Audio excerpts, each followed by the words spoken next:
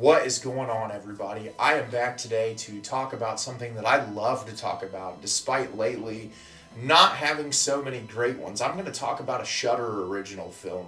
I love Shudder, despite them putting out some crap this year so far, which isn't on them. They're just trying to give people a creative platform to release their content. I'm always looking forward to whatever Shudder offers me.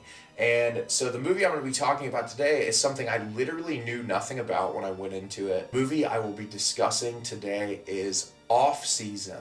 Offseason is directed by Keating. Upon receiving a mysterious letter that her mother's grave has been vandalized, Marie travels to the desolate island town where she's buried. Just as she arrives, the island closes for the season, leaving Marie trapped in a nightmare. I had never heard of Keating before, and then I went on his filmography and saw he directed a movie called Darling, which has been streaming on Shudder for a while. I still haven't seen it. I know it's got some mixed reviews, but I had no idea what I was getting into with this movie. I kind of loved it, but also hated some of it, and it was one of those movies where I think if I watched it again, I'm going to get more of an appreciation for it, but it's one of those, like, the screenplay isn't great.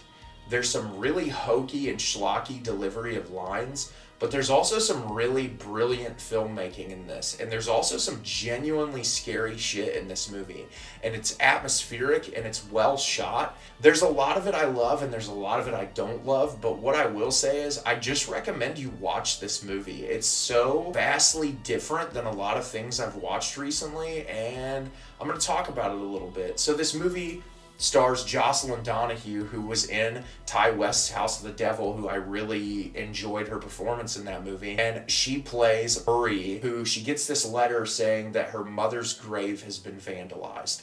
And we're introduced to her mother in the beginning of the film in this wild sequence where she's just like delivering dialogue to a camera and just gives this like insane guttural scream, and that's how the movie opens. But she gets this letter that says that the person who runs the grave site, that it's been damaged and that she needs to come take care of it ASAP, which it's like, okay. So she drives out. They have to go across this bridge to get on this island. She's joined by her friend, Joe Swanberg, who it seems like the two of them have possibly dated a bit or shown interest in each other, where he cares about her enough that he'll go to this island with her. And so they get there, and when they get to the grave site, they can't find the person who tends to the graveyard. So there's this whole long sequence of they get separated and all this creepy shit starts happening.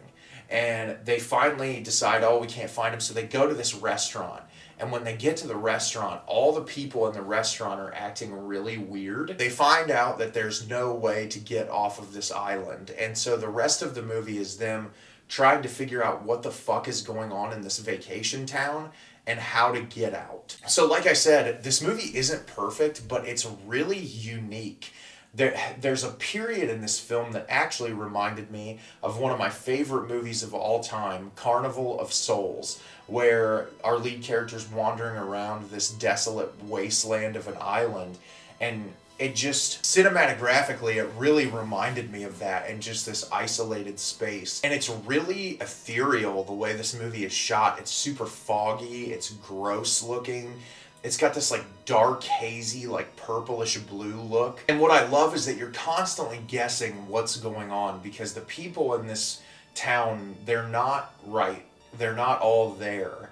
And that makes the experience so much more immersive and engaging, and I loved that about the movie. It was so captivating and interesting, but what took it down a peg for me is that script and the dialogue. There's some dialogue sequences in the movie that are so hammy and bad that you're just kind of like shaking your head at like, oh my god, why did they write it this way? And part of me was like, okay, is this paying homage to like more B movies? There's like a scene where our lead character has to try to operate a drawbridge, and instead of like reading a book or something to do it, there's like a VHS tape that she puts in that's like how to operate it, and it's just such camp. Like, it's so over the top and absurd, and there's still tension involved. It still keeps you like excited and engaged to what's going on, and there's a lot of sequences like that.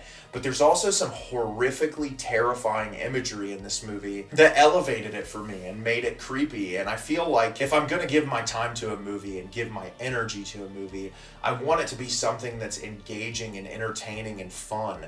And this movie was all of that. It was entertaining, it was engaging, and it was fun. Despite its flaws, I still really appreciated it. And I had so much fun compared to a lot of the Shudder originals I've watched recently. I don't want to get too much more into plot points in this movie because it's so much more fun to kind of watch the reveals for yourself and watch what's going on and understand this world and why the things are occurring the way that they are. But yeah, if you have a Shudder subscription, this is one I'd recommend checking out. I've seen that it's got kind of mixed reviews. Like, there's a lot of people who give it 1 star. There's a lot of like 4.5 stars. It's kind of all over the place for people's reviews, but I think this is such a unique concept and so interesting that despite its flaws, I'd recommend checking it out. I really liked the environment. I liked the performances in the film, despite some of that hammy dialogue. And this is a movie I could definitely see myself revisiting in the near future. So have you seen Offseason? Did you love it? Did you hate it? Leave me a comment down below and let me know what you thought. I thought this movie was a blast. Despite it not being perfect, I still thought it was super fun and super engaging, and I think you should check it out if you have a Shudder subscription. As always, if you can like the video and subscribe to the channel, it helps me out a lot and lets me know the type of content you're looking for. I'm always putting out new material and look forward to getting more out for you in the near future. And as always, everyone, thank you so much for watching and have a great rest of your day.